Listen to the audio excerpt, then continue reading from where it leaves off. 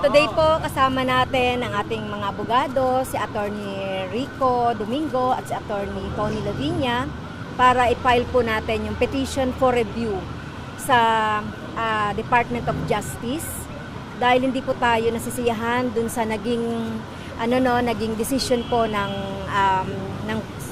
Prosecutor's Office sa Quezon City na dinismiss po yung ating ikinaso kay dating Presidente Rodrigo Roa Duterte.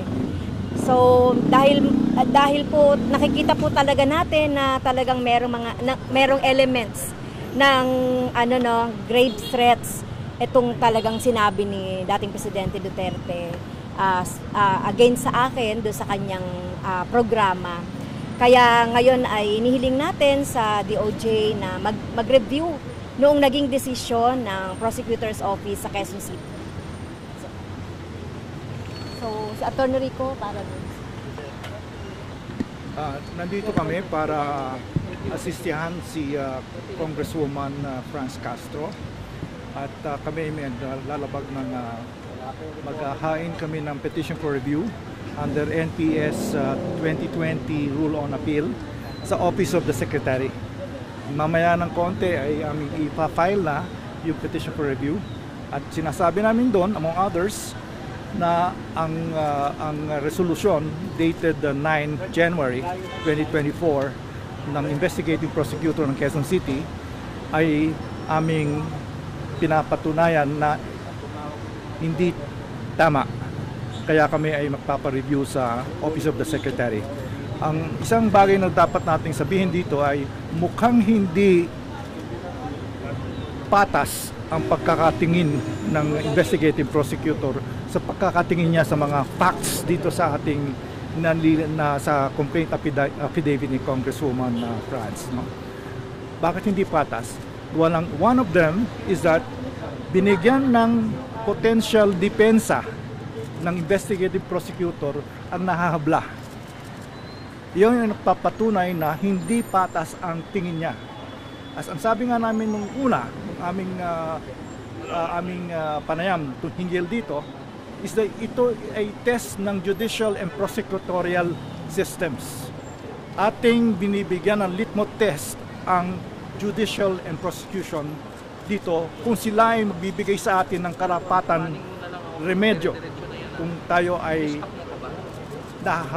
tayo ay binibigyan ng ganitong klaseng treatment ng mga gobyerno, lalong-lalo na ni dating Pangulong Rodrigo Duterte. Ang pag-grave threats sa Congresswoman ay hindi natin papayagan. Because hindi lang Congresswoman ang ating pinagsausapan dito, lahat ng taong bayan.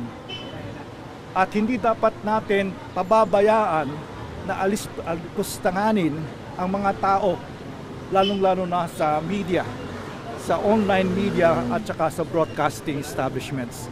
Hindi dapat natin papayagan yan because kung hindi natin tayo magbibigay ng signal dito sa mga taong nasa administrasyon, lagi nilang gagawin ito at with impunity at sasabihin nila pwede na palang gawin at pwede nilang gawin yun. So, hindi natin papayagan yan. Ito ay isang litmus test sa katarungan ng mga mamamayan at ano ang remedyong bibigay ng gobyerno sa kanilang inahabla para sila ay magkaroon ng tunay na remedyo dito sa kanilang mga kaso. Franz, sa tingin niyo po nakatigang kayo ng Department of Justice to have a review of the file already dismissed from the QCRTC? So, ako ay umaasa na makikita ng Department of Justice yung mga justification natin doon sa habla na inano natin, yung grave threat. Dahil yun nga, nakita ko talaga na napaka-unfair noong naging desisyon na magkaroon ng trial para makita natin talaga yung katotohanan. So, kagaya ng sinabi ni Atty. Rico, hindi lang ito para sa akin, para din doon sa mga tao rin na nakaranas ng injustice sa panahon ni dating Presidente Duterte. Ayun ang hinahanap natin ngayon, yung justice.